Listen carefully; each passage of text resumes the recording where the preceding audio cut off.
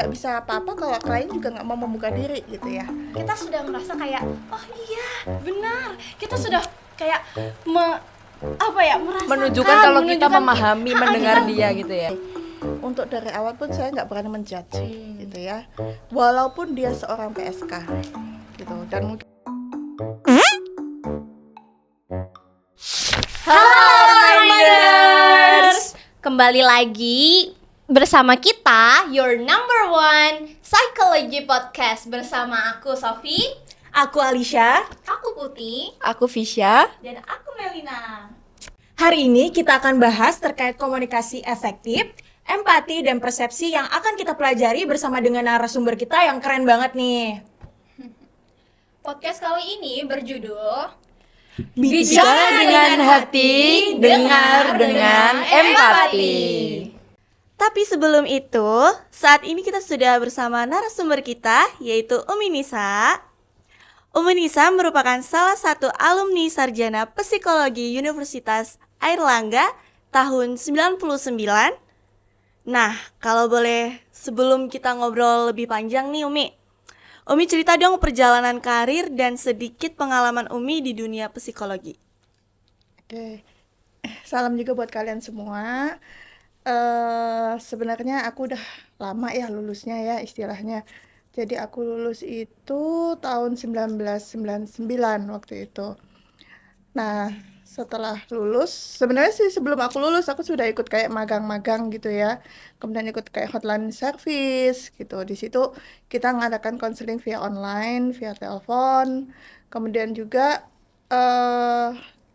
semacam kerjasama dengan pihak-pihak lain yang membutuhkan jasa konsultan. Nah, kemudian aku mulai masuk dunia kerja itu ketika ada tawaran job untuk konseling kesehatan reproduksi. Nah, itu sekitar tahun 2000 lah insya Allah. Nah, itu di situ aku bekerja sebagai konselor untuk kesehatan reproduksi yang bergerak di bidang penanggulangan HIV/AIDS. Nah, di situ kita bekerja jaringan. Jadi kita bekerja sama dengan dengan Dinkes, kemudian dengan PKBI, dengan LSM yang sekitar situ, dan mainly jobsnya itu ada di daerah lokalisasi yang mungkin sekarang udah ditutup ya, seperti itu. Wah, keren banget nih perjalanan karir dan dunia Umi Nisa dalam psikologi. Aku boleh tanya nggak nih, Mi? Kebanyakan Umi tuh dulu menangani klien atau mengedukasi untuk kalangan mana saja sih? Apakah kayak khusus anak dewasa saja atau anak-anak aja atau keduanya nih, Mi? Kalau untuk job yang di klinik ya, aku nyebutnya klinik karena memang aku waktu itu kerjasama dengan klinik setempat, itu kebanyakan adalah wanita dewasa. Tapi tidak menutup kemungkinan saya juga berhadapan dengan ada misalnya pasien punya suami yang terkena PMS, penyakit menular seksual. Kemudian juga anak-anak yang mungkin ada gangguan gangguan belajar atau mungkin gangguan pergaulan dan sebagainya. Tapi itu bukan main job saya, cuman kalau memang dibutuhkan ya saya terjun seperti itu. Oke Umi, ternyata pasiennya tuh gak cuma di satu kalangan aja, tapi dari berbagai kalangan. Jadi Umi ini mungkin sudah mempunyai pengalaman yang banyak dan gak cuman terfokus di satu bidang saja gitu. Mungkin ini pertanyaan selanjutnya mungkin lebih fokus ke anak-anak nih.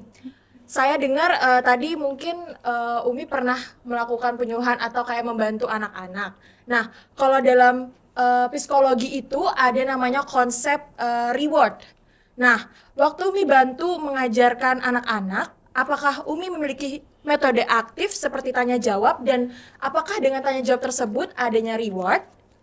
Mungkin itu Umi. Oke. Waktu itu saya sifatnya hanya membantu ya, karena waktu saya turut aktif di remaja masjid, itu kan kebanyakan anak-anaknya yang dari menengah ke bawah. Dan kayaknya mereka nggak mungkin lah untuk ikut bimbel-bimbel yang mungkin mahal gitu ya untuk kantong mereka. Jadi pihak Remas minta bantuan saya waktu itu, saya kebagian English. Jadi kemudian, oke, aku bantu, tapi ya sebisa aku ya, karena saya sendiri juga bukan sarjana bahasa Inggris gitu ya, jadi sebisa saya, oke. Nah, di situ saya punya kelas kecil, jadi satu kelas itu sekitar 20 anak. Nah, di situ saya pinginnya gini, punya interaksi dengan mereka gitu ya. Saya nggak mau kayak kelas, karena kan kayak kelas duduk manis, kita nulis, kita ini ya. Saya nggak mau gitu. Karena untuk English itu kita harus praktis kan, gimana dia berani ngomong walaupun salah, it's okay. Nah, kemudian dia berani mengemukakan pendapat, itu saya pengen yang gitu. Nah, di situ saya belilah tuh sebagai tadi reward ya, pensil nggak apa-apa yang lucu-lucu gitu ya, yang not cost a lot lah waktu itu ya. Jadi saya beli pensil entah atau penghapus, tergantung lah, kadang saya variasi gitu ya. Nih siapa yang bisa jawab, saya bilang gitu. Itu mereka kan awalnya malu karena tak salah aku nanya gini gitu. Saya bilang jangan takut salah, ini kalau kita namanya belajar pasti salah. Kalau kalian udah pintar semua jadi guru, nggak jadi murid, saya bilang gitu kan. Jadi it's okay, ngomong aja saya gitu kan. Jadi kadang saya kasih kosakata atau saya kasih random apa kalimat gitu ya, mereka suruh blank, isi blanknya itu, kemudian mereka akan berebut saling menjawab, lama-lama mereka berani. Nah kemudian tapi kadang ada anak-anak yang nggak mau aktif, diem aja. Nah itu kita coba dekatin gitu, kenapa nggak bisa gitu kan, kadang malu bertanya. Nah itu kita biasa sediakan sesi di setelah kelas, misalnya kalau nggak ngerti nanti nanya setelah kelas ya gitu, atau dia nggak ngerjain tugas, saya kan lebih suka nih, misalnya saya kasih vocabulary, cari artinya atau bikin 5 vocab, besok setor saya gitu kan. Nah itu ada yang nggak setor, silakan di luar dulu, selesaikan dulu baru masuk kelas, seperti itu. Itu Nah dari sebagai situ bentuk punishment ya berarti. punishment. Biasanya anak malu kan gitu, dia di luar kelas sendiri gitu kan. Nah lama-lama mereka jadinya kadang sebelum kelas tuh saya lihat buru-buru gini sebelum Takut soalnya, sebelum saya masuk dia udah kayak buru-buru gini. Jadi saya diemin aja, namanya itu proses kan ya, nggak mungkin kita langsung strict keluar gini. Nggak juga, namanya juga anak-anak itu kan rata-rata juga SD kan, butuh proses juga seperti itu. Umi, aku boleh nggak nambah pertanyaan dikit aja? Kalau ibaratnya biasanya kan ada anak-anak yang sibuk sendiri tuh, suka ketawa-ketawa sendiri, main-main sendiri. Nah, cara Umi buat cara menangani itu gimana tuh? Duduk Tapi aja di sebelahnya. oh gitu. Nanti pasti refleks ikut diem. Mereka Jadi bukan langsung sadar sendiri tuh kayak, Iya, kadang kan mereka jadi gitu kan gitu. mereka nggak jadi takut gitu karena disamperin gitu. Awalnya iya, tapi kadang lama-lama gini, pernah kan misalnya nih, saya kan juga ngajak TPA ya waktu itu, ada yang saya nggak masuk waktu itu karena perhalangan, digantiin, nggak mau setor, kenapa, aku mau sama Umi katanya gitu, nggak mau gitu, terus kalau nggak mau sama Umi aja gitu, lama-lama begitu. Saya kan Coba tahu itu. iya, jadi memang awalnya kayak gimana sih gitu ya gitu, tapi ya kita cari tahu kan, kadang mereka ngobrol itu kan bukan berarti ya kita cari tahu apa sih, ngobrol apa sih gitu ya, bisa nggak ditunda nanti gitu, atau mungkin sebenarnya dia nggak ngerti tapi mana sih ini, kamu ngerti nggak, nah, kan kita nggak ngerti ya itu apa gitu, jadi cari tahu aja dulu gitu. Oke, terima kasih Mi. Iya. Nah, Mi, gimana dalam konseling konsep komunikasi interpersonal itu tadi? Jadi dalam konseling itu kan ada komunikasi searah dua arah ya istilahnya gitu ya. Tapi untuk interpersonal berarti dia dua arah. Ya, benar kan? Antara klien dan konselor. Nah, di sini untuk komunikasi dua arah itu kita gimana membangun rapport ya, membangun komunikasi yang baik. Jadi gini, kadang kadang klien itu ke kita itu belum tentu dia cari solusi. Kadang sekadar hanya ingin didengar. Kadang sekadar dia ingin dipahami. Kadang dia sekadar ingin apa ya? aku nih ngapain sih, bingung aku gini, kayak gitu kan. Setuju banget tuh, setuju banget, mewakili hati banget tuh. Jadi kadang jangan kita sok menggurin, kamu harus begini begini, enggak gitu. Jadi itu bukan tugas kita, mungkin itu orang tua ya atau gimana, tapi untuk kita yang sebagai konselor itu gimana kita bisa mendampingi, kita bisa membangun repot komunikasi dengan baik, sama-sama kita terbuka, sama-sama kita ngomong apa sih masalah kamu, apa sih yang terbaik buat kamu. Kita hanya membantu membuka jalan nih, menguraikan gitu ya, nah nanti tinggal keputusan di tangan Anda gitu. Jadi mungkin setelah klien itu datang ke Umi gitu ya Mi untuk bercerita atau mungkin sekedar untuk mengeluarkan unek-unek dia gitu. Kemudian kan pasti akan mendapatkan apa ya kayak saran gitu ya mungkin dari Umi. Nah, apakah di dalam konseling juga kalau zaman sekarang tuh nyebutnya kayak deep talk sama diri sendiri gitu loh Mi. Jadi apakah self talk sama diri sendiri. Jadi apakah Umi juga pernah memberikan saran ke klien Umi untuk coba deh kamu ngobrol sama dirimu sendiri, kamu cari tahu dirimu tuh kayak gimana sih gitu Mi. Pernah nggak? Oke. Kalau kita nyuruh dia bicara sama diri sendiri susah ya kali ya, karena dia bingung apanya mau diomongin gitu kan. Jadi biasanya kita sebagai mirror kadang. Jadi kadang gini, sikap kita sebagai konselor itu tergantung klien ya. Kalau kliennya jelas, dia datang, Mbak saya ada masalah gini-gini, enak. Iya, iya. Tapi kalau dia datang udah diem. Bingung sama dirinya Oh, sendiri. dia diem aja. Kenapa? Tahu. Nah, ini kan bingung kita. Itu yang susah ya Mi ya. Itu yang susah. Nah, makanya kadang itu kalau dalam psikologi ada namanya pendekatan humanis. Pendekatan humanis ini kita merefleksikan pikiran dia, supaya dia tuh mengidentifikasi apa sih dalam hati atau pikiran dia itu gitu ya. Nah, setelah dia mengidentifikasi, makanya tadi saya bilang untuk self talk itu ada dalam diri dia. Jadi dengan kita membantu mengurai benang kusut yang ada di pikiran dia, dia jadi mengenali, oh saya tuh ada masalah ini. Nah, minimal dia itu mengenali dulu masalahnya apa. Kemudian untuk saran itu pun kita hanya memberi opsi sesuai dengan kondisi dia. Bukan kita sebagai decision maker untuk dia, tapi kita memberi opsi. Nah, jadi kalau misalnya dikatakan ini untuk komunikasi tadi interpersonal dan intrapersonal itu semua link. Jadi link gimana kita bisa membangun report kepada klien, gimana kita bisa saling bekerja sama ya. Sebenarnya kita bekerja sama karena saya nggak bisa apa-apa kalau klien juga nggak mau membuka diri gitu ya. Karena kan nggak semua klien ya dia datang dengan kemauan sendiri, kadang dengan dipaksa orang tua atau mungkin tuntutan kerjaan atau mungkin yang lainnya seperti itu. Umi, misalnya dalam konseling tersebut berdasar suatu masalah, bagaimana cara paling efektif dalam menyampaikan edukasinya? Masalah apa, edukasi apa nih? Gimana nih? Misalnya mungkin dia mengalami konflik dan dia mungkin merasa bingung, dan karena dia udah mengalami masalah tersebut, dia mungkin dia kurang tahu gitu jalan keluarnya seperti apa. Jadi karena posisi dia udah kalut banget, ini udah kena masalah, terus dia juga bermasalah sama dirinya sendiri. Udah buntu lah ya. Udah buntu banget itu Umi. Nah, itu mungkin gimana cara untuk paling efektif menyampaikan edukasinya, di mana dia udah dihadapi masalah dari luar, ternyata dalam diri dia dirinya juga ada juga masalah. Gitu. Konseling Umi. itu nggak bisa berdiri sendiri.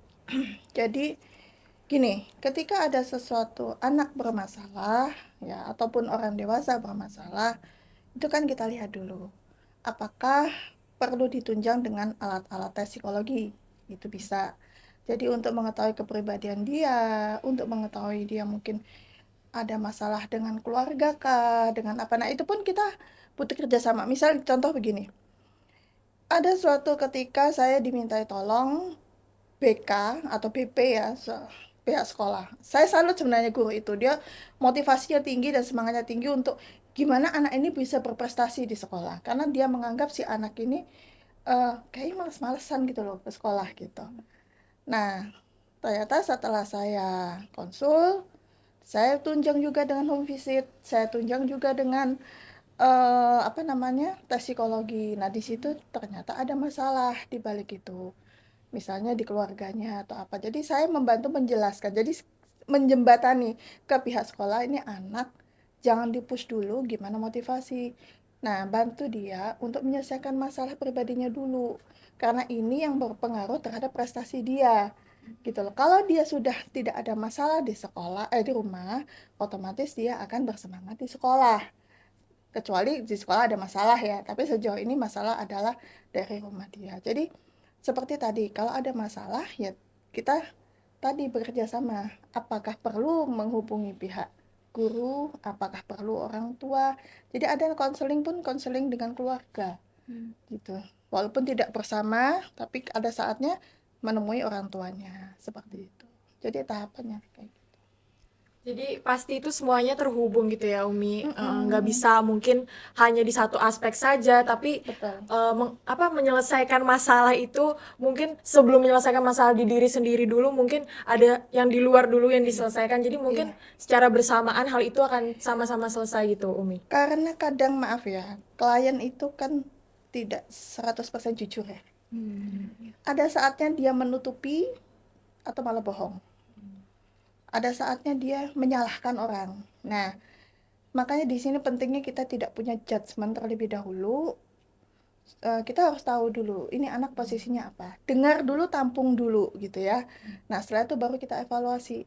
Benar nggak sih yang dia omongin seperti itu? Nah, itu teman-teman dengerin, nggak boleh judgement jadi orang, karena kita nggak tahu orang itu mungkin punya masalah di dalam Sedang diri menghadapi sendiri. apa di hidupnya.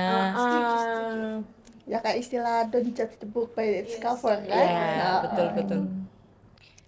Mih, tapi aku ada sedikit pertanyaan nih. Kenapa tapi kok bisa ya kayak klien itu bohong gitu? Maksudnya kepada konselornya. Karena kan mungkin misal datangnya sendiri, kayak ngapain bohong lagi kan?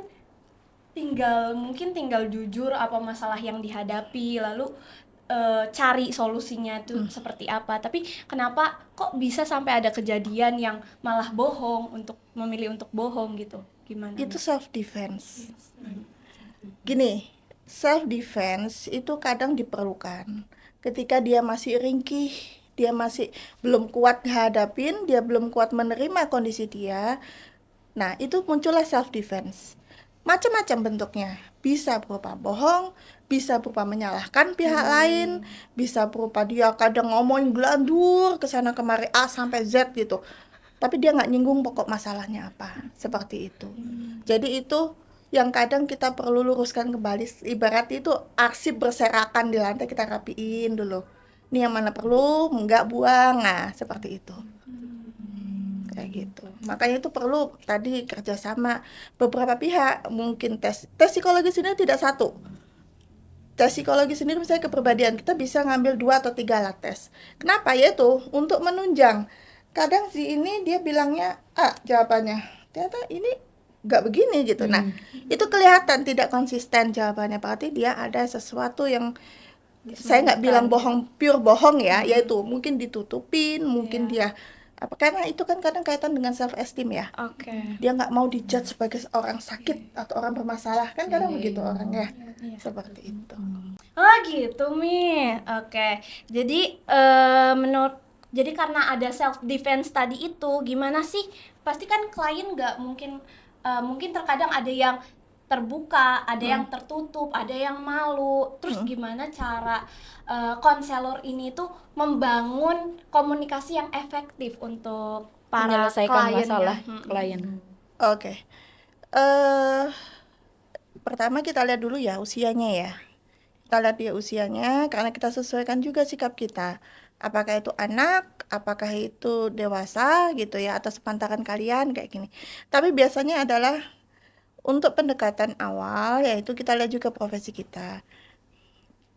Pengaruh kayak duduk, itu pun pengaruh. Misal nih, kalau pihak klien formal, suasananya kita akan duduk face to face. Ya, Berhadapan. Ada meja di tengah, saya duduk pun harus begini, tegak. Ya gini-gini, oke misalnya gitu ya. Tapi ketika informal dan memang itu dia butuh didekatin, saya lebih memilih duduk di sebelah supaya bisa nih misalnya, kenapa sih kamu, misalnya dia saking sedih, sibuk dengan nangisnya atau apa gitu, udah terusin dulu nggak apa-apa, kasih tisu depannya misalnya gitu, atau dipok-pok gini ya, kasih dia kesempatan dulu, jangan buru-buru ditanya macam-macam. Jadi itu biasa pendekatan kita. Atau kalau dia sudah mulai ngomong, kan biasanya kadang dia belum tentu, tadi saya bilang ya, belum tentu karena 100% dia mau ke sini dengan kemauan dia ya, mungkin dia disuruh dan sebagainya. Ya kita paling nggak tanya yang nggak ada hubungannya sebenarnya, tapi sekadar ini, ih bagus banget sih bajumu, di mana? Misalnya gitu. Sekarang kita buka omongan yang ringan-ringan aja dulu gitu, supaya dia mulai ngomong. Dan nanti lama-lama kalau misalnya omongannya mulai menjurus ke sekolah atau menjurus ke kantor atau apa, baru kita gitu, katanya inikah ada masalah sama inikah, nah, gitu misalnya, seperti itu. Jadi kayak biarkan dia terbuka dulu, tenang dulu, Iya, dengan kondisi betul. tenang dulu. Kasih kesempatan dia dulu untuk napas ya istilahnya Iya. gitu. Jangan kita push dulu. Iya, kamu kenapa kesini? Ada masalah? Harus pelan-pelan tapi pasti. Betul. Oke, mungkin Umi selanjutnya dalam praktik konseling itu empati pasti jadi kunci yang paling penting. Nah, gimana Umi bisa membedakan empati yang tulus atau yang cuman sekedar basa-basi doang gitu, Umi? Kalau aku ngelihat dari perhatian, kontak mata pertama, kan beda kamu ngomong gue. Oh ya, oke. Nah, apa tadi ngomong? Misalnya gitu ya, itu dari perhatian. Berarti dia perhatian ke omongan kita. Atau dengan menimpali juga bisa. Seperti apa namanya? Oh seperti itu, oh gitu. Jadi tapi biasanya dia akan berhadapan. Itu berarti kita memperhatikan apa yang dia omongkan. Nah, itu salah satu bentuk empati kita. Kalau basa-basi pun misalnya komen, oh iya, oke. Itu pun gimana ya rasanya? Tidak mengena, responnya tidak mengena pada apa yang dia omongkan seperti itu. Jadi untuk dalam konseling sendiri pun makanya kita nggak boleh nyambi juga. Jadi harus kontak mata pun ada. Jadi kalaupun misal emergency call atau apapun kita minta izin. Boleh nggak ini dulu. Kalau klien terganggu kita nggak boleh seperti itu. Dan ruangan pun sendiri, nggak ada ruangan kita rame-rame gitu untuk konseling. Karena Private kan gitu mereka ya butuh, berarti, Mi? betul, mereka butuh privacy, nggak mau didengar omongannya, apalagi misalnya nangis dia malu gitu kan, seperti itu. Berarti dia harus aman, nyaman, jadi Betul. supaya saling berkomunikasinya tuh efektif dan empatinya terasakan. Iya, jadi benar. bikin dia nyaman dulu. Jadi dan dia merasa aku ngomong didengerin loh gitu. Iya. Itu. Ini sangat relate ya. Benar-benar.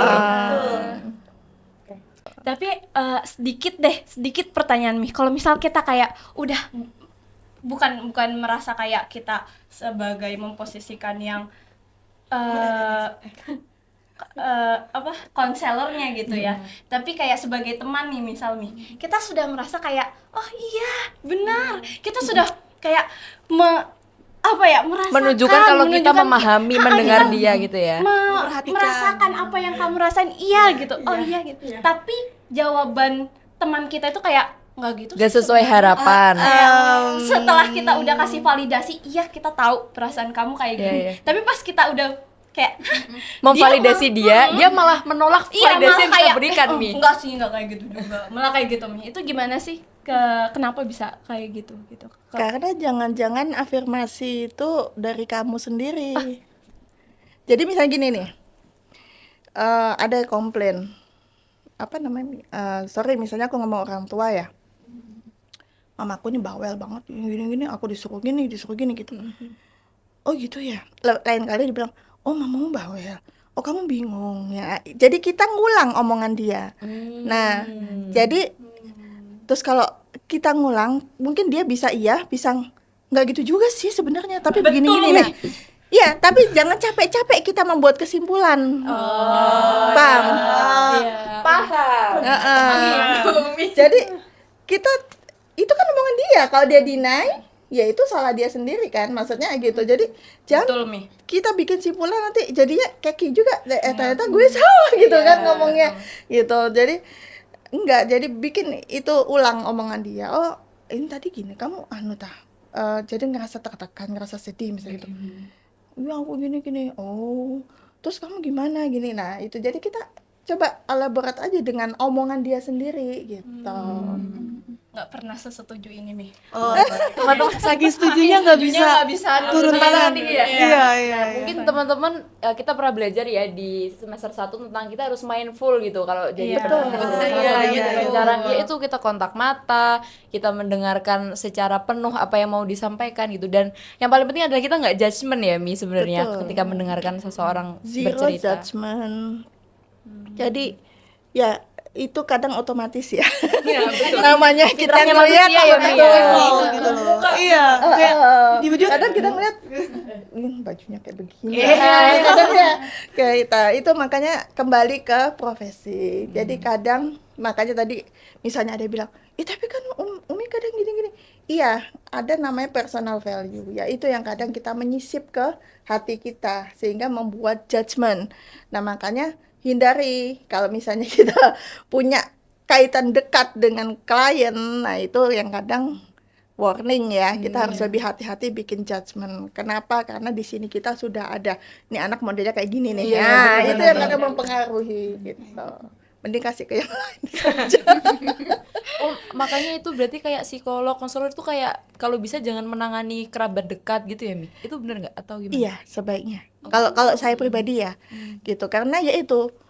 Dan maaf ya, kalau dia kerabat dekat, kadang ada pesan sponsor nggak sih?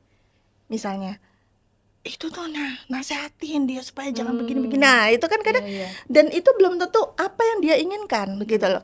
Makanya maunya apa? Kita sebagai apa dulu? Oke, kita bisa sebagai sepupu, sebagai anak, mungkin kita bisa kasih masukan. Tapi kalau misalnya kita posisi sebagai konselor, kita nggak bisa. Karena nanti Seperti penilaiannya jadi nggak objektif gitu ya Mi berarti. Iya, karena gini, apa ya? Kalau saya tuh lebih suka namanya keputusan adalah dibuat oleh klien, bukan kita. Kenapa? Nanti ada apa-apa kita yang disalahkan. Bener-bener. Dan keputusan yang dia bikin sendiri itu akan dia lebih jalanin dibandingkan kita yang nyuruh. Karena bukan berasal dari dia dan dia juga merasa bertanggung jawab atas pilihan dia. Seperti itu. Dalam konteks kesehatan reproduksi, komunikasi yang sensitif dan penuh empati itu kan sangat penting ya Mi. Apa nih tantangan terbesar Umi saat membangun komunikasi dengan klien? Oke, tantangan yang terbesar bahasa. Oh, bahasa. Kok bisa bahasa tuh kenapa Mi?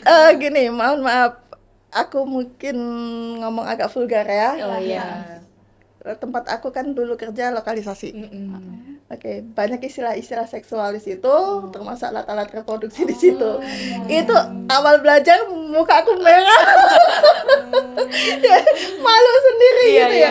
Tapi kalau kita nggak belajar, kita nggak tahu apa yang dia omongkan kan, karena mereka ngomongnya bukan bahasa Indonesia baku ya, bahasa lokal situ gitu kan. Jadi pertama itu bahasa, aku harus benar-benar tahu dulu bahasa yang mereka gunakan itu apa. Nah itu dulu pas kita ada pelatihan kan, saya ikut pelatihan juga, itu suruh 10, Allah, satu aja susah, 2, 10 Orang yang harus di ini. bukan 10 bahasa. 10 bahasa dia 10 bahasa apa aja itu? Iya, Ya Afrika bahasa aja. sebutan dia, singkatan dia yang bahasa ada dipakai yang di sana. dipakai di Slang-slangnya. sana. Bener. Gitu, jadi aduh mungkin tahu gitu ya, tapi mau nulisnya kagok banget gitu. Seperti itu. Jadi pertama itu. Nah, setelah itu bisa, kita kan kadang itu kita baru belajar mengempati ya. Kita paham gitu loh maksudnya. Oh, seperti ini, oh seperti ini. Itu kita tahu. Soalnya kalau enggak lama-lama, ada yang seperti itu kan, jangan sampai dong kelepasan gitu. Karena mereka nggak mau dong dipandang sebagai aneh gitu ya. Jadi makanya kita harus tahu dulu nih supaya nggak dianggap alien gitu ya. Kayak gitu. Jadi harus makanya itu kadang aku dulu home visit juga. Jadi supaya dari home visit itu kita tahu gimana sih kehidupan mereka harian, gimana pergaulan dia dengan sesama gitu ya. Termasuk juga saya kerjasama dengan LSM-nya itu untuk masuk ke wismanya segala macam itu ada di situ. Oke, nyambung dari pertanyaannya Putih tadi ya, Mi. Pernah nggak, Mi, ketika menangani klien, nah dia kan pasti nyebutin masuk ke bahasa yang Umi sebut tadi ya. Dia nyebutkan bahasa-bahasa yang Umi nggak ngerti, tapi akhirnya Umi harus jadi belajar. Nah, awal-awal ketika menangani klien itu, dengan klien yang menggunakan bahasa yang seperti itu, latar belakang yang rata-rata memang bekerja di tempat yang seperti lokalisasi gitu. Apakah Umi pernah apa ya, kayak salah menilai, apa gimana ya nyebutnya? Udah menjudge duluan Iya, udah gitu. ngejudge duluan. Apakah Umi pernah dalam praktik kayak gitu ke klien, dan terus setelah ternyata klien bercerita lebih dalam tapi ternyata Umi berubah pikiran gitu loh, Mi. Jadi kayak oh ternyata ini harus ditangani seperti ini gitu. Pernah nggak Umi Oh kira-kira? gitu. Kalau salah menjudge sih insya Allah enggak ya. Maksudnya gini, untuk dari awal pun saya nggak berani menjudge gitu ya. Walaupun dia seorang PSK gitu dan mungkin dipandang umum salah gitu ya. Tapi saya tahu di balik itu mesti ada story gitu ya. Nah, di sini apa namanya? Ketika saya pertama kali masuk, karena saya juga pakai hijab ya, pakai jilbab walaupun ya modelnya kayak kalian lah ya, masih waktu itu saya juga masih muda gitu. Ketika duduk, aku sholat kok Mbak, aku ngaji. Langsung klarifikasi dulu ya, Mi. Aku bukan ustazah, saya bilang gitu. Saya nggak ngomongin kayak gitu. Itu ntar bagiannya yang lain. Nah, enggak, aku cuma di sini pengen ngobrol-ngobrol, pengen tahu kayak apa sih apa namanya kalian ini gitu loh. Jadi apa namanya, apa yang misalnya sekiranya bisa dibantu atau apa semacam itu. Ya kayak gitu sih. Jadi apa ya namanya, Harus dari transparan. iya itu Netral namanya. juga ya pandangannya, Mi. Apa Iya, gimana? kita netral. Jadi mungkin gini ya, mungkin itu istilahnya kepribadian transparan ya. Jadi kita bisa dalam hati kita sebenarnya nggak setuju gitu ya. Saya sebenarnya nggak setuju karena kasihan para wanita itu ya gitu loh.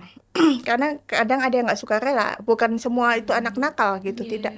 Tapi ada yang terpaksa, dipaksa dan dijual gitu ya. Kemudian di situ kita berusaha memahami, karena kan tugas saya di sana adalah konsultan ya. Jadi yang penting tugas saya menyampaikan gimana mereka bisa menjaga kesehatan reproduksi dan mencegah penyebaran HIV/AIDS. Jadi itu tujuan utama saya di situ. Kecuali yaitu ada yang diperlukan konseling, karena pernah misalnya suami istri datang, suaminya jajan dan kena PMS.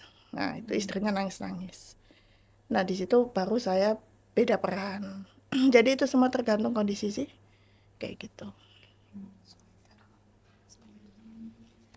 Umi, dari semua pengalaman Umi yang sudah kita obrolin tadi nih, apa sih salah satu hal penting yang harus diingat sama teman-teman yang nonton dan sama-sama kita nih dalam berkomunikasi, gitu, saat berkomunikasi, baik dengan diri sendiri maupun orang lain. Jadi apa sih yang harus perlu diingat gitu? Yang perlu diingat, saya lebih suka ngomong ke teman-teman ya yang lain itu, be yourself. Gitu ya. Dengan be yourself, kamu nggak usah berpura-pura gitu ya. Oke, kita berperan sebagai ABC, ya, tapi tetap true self-nya harus ada. Mungkin kita suatu ketika galak, suatu ketika baik atau manja gitu ya, strength atau apa. Oke, tapi tetap kita true self-nya harus ada. Kemudian itu tuh, untuk kaitannya dengan komunikasi itu biasakan berkomunikasi itu ada dua kan, ngomong dan mendengar. Jadi dari sini kita tidak hanya jangan dalam berkomunikasi jangan maunya ngomong terus nggak mau mendengar, harus good listener juga gitu. Jadi kita harus mau mendengar apa sih orang lain itu ngomong, kasih kesempatan seperti itu. Berarti jangan yang cuman maunya dimengerti tapi nggak mau mengerti orang lain, guys. Betul. Jangan begitu ya. Dan jadi diri sendiri, guys. Yes, Nggak be usah yourself. tiru-tiru orang lain. Karena gini, pada dasarnya masalah itu muncul ketika true self-nya dia bentrok dengan lingkungan, gitu loh. Nah, kalau dia sibuk nurutin tuntutan orang, dirinya dia tertekan. Seperti itu. Dia kayak malah merasa tertinggal dari yang Oke, lain. makanya dalam ini psikologi sendiri ada namanya kan kita harus asertif. Asertif itu bukan berarti kita galak, tegas dan tidak mau tahu ya. Tapi ketika kita tidak bisa, katakan tidak bisa. It's okay that it's not okay. Itu katakan. Gitu. Jadi jangan maunya. Misalnya ada tuntutan apa? Iya deh, anu deh. Ada ini. Kamu nggak apa-apa? Nggak apa-apa. Padahal dalam hati menangis gitu kan. Kenapa Mi? Ya, gitu. Nah, jadi makanya belajar berani menyatakan diri kalau it's okay that it's not okay gitu loh. Seperti itu. Jadi supaya gini, kalau kita nggak apresiasi diri kita sendiri, siapa yang mau gitu. Bener banget. Kalau nggak diri kita sendiri siapa lagi? Betul. Kita nggak mungkin dong nuntut orang perhatiin gue dong gitu kan. Karena in the end yang kita punya cuma diri kita sendiri. Tuh guys, in the end of the day we only have ourselves. Langsung banyak quotes nih. Oke nih Mih, sebelum kita tutup nih, ada nggak sih 1 atau 2 pesan yang pengen Umi sampaikan untuk para our minders gitu? Ada nggak? Oke, pesannya gini. Kita tidak hidup di dunia ini sendiri, gitu ya. Jadi gini, dengan kita mengakui eksistensi kita, tapi jangan neglect ke orang, gitu. Belajar interaksi dengan orang tanpa menghilangkan identitas diri kita sendiri. Termasuk belajar sharing. Ketika ada masalah sekecil apapun, bicara dengan teman, siapapun lah, sahabat, keluarga yang bisa dipercaya, bukan yang ember ya. Tapi dengan kita sedikit-sedikit itu tuh sebenarnya mengurangi beban hati. Dan kalau ada apa-apa, paling nggak keluarga tahu, oh iya dia pernah ada masalah seperti ini. Jadi jangan takut untuk men-sharing masalah, dan juga jangan takut untuk menerima masalah. Iya kan, kadang orang lain juga pengen share dong, kayak kita harus bisa membantu gitu.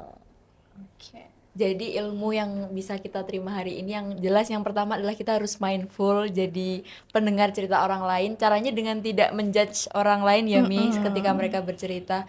Terus kita, karena kita manusia, makhluk sosial, harus belajar berinteraksi, cerita kalau ada masalah, jangan apa-apa dibendam sendiri guys. Tuh denger gak? Siapa yang mau nambahin? Masalah doang. Ya, soalnya kan kayak 1, 2, jadi kayak ya udah ini. Ayo lanjut kamu gitu. nambahin. Oke, terus ada be yourself guys. Jadi kita harus gak usah tiru orang lain. Jadi kalian sendiri gitu, nggak usah nuntut. Aku kalau temenan sama dia harus glamour, aku harus tampil cantik, oke, perfect, nggak. Kalian be yourself, love yourself, sarangnya. Betul. Nah, karena titik start orang itu beda-beda sih. Jadi jangan merasa tertinggal. Kok aku nggak bisa sih kayak dia? Kok aku kayak tertinggal gitu loh sama teman-teman aku? It's okay guys, karena titik mulai kita tuh beda-beda gitu loh. Jadi jangan merasa seperti itu. Jadi sebenarnya aku nambahin dikit. Semua orang tuh punya bakat untuk konseling. Tidak harus ke profesional. Bisa ke ya itu tadi, teman yang dipercaya, sahabat dan sebagainya, yang dia punya potensi mau mendengarkan dan berempati, itu sebenarnya cukup. Ya kecuali kalau dia butuh emang tindakan profesional tambahan, ya harus ke ini profesional. Iya. Kita nih butuh nggak sih Mi sebenarnya buat datang ke profesional untuk cerita kita ini? Tapi kan nggak harus ada masalah baru cerita ke profesional. Mungkin kita cerita kalau lagi sedih dikit terus cerita, atau kayak ke teman aja deh kayak Putih, are you okay? Gitu. Oke, kita udah dapat insight yang baru dan materi-materi atau hal-hal yang mungkin bisa membantu kita dalam kehidupan sehari-hari ya teman-teman. Jadi kita harus berterima kasih kepada narasumber kita hari ini atas segala ilmu dan segala informasi yang telah kita dapatkan. Semoga bisa menambah insight baru kita dan meningkatkan value kita sebagai manusia yang lebih baik ya teman-teman. Lebih berempati. Oke, mungkin kali ini kita harus undur diri terlebih dahulu. Terima kasih buat teman-teman yang udah mau mendengarkan tentang Dari awal sampai akhir. Dari awal sampai akhir. Terima kasih juga buat Umi Nisa dan Sudah jauh-jauh sudah ya. jauh-jauh datang Iya, ke sini. jauh-jauh. Masya Allah. Effort banget. Terima kasih juga buat kita, Ya. diri sendiri kita, untuk diri sendiri karena kita hari ini juga udah bisa duduk di sini, kita mengarahkan semua semangat kita untuk Betul betul. mengerjakan video kali ini. Iya betul banget. Jadi See you on the next video. Thank you for watching our Minders. Bye.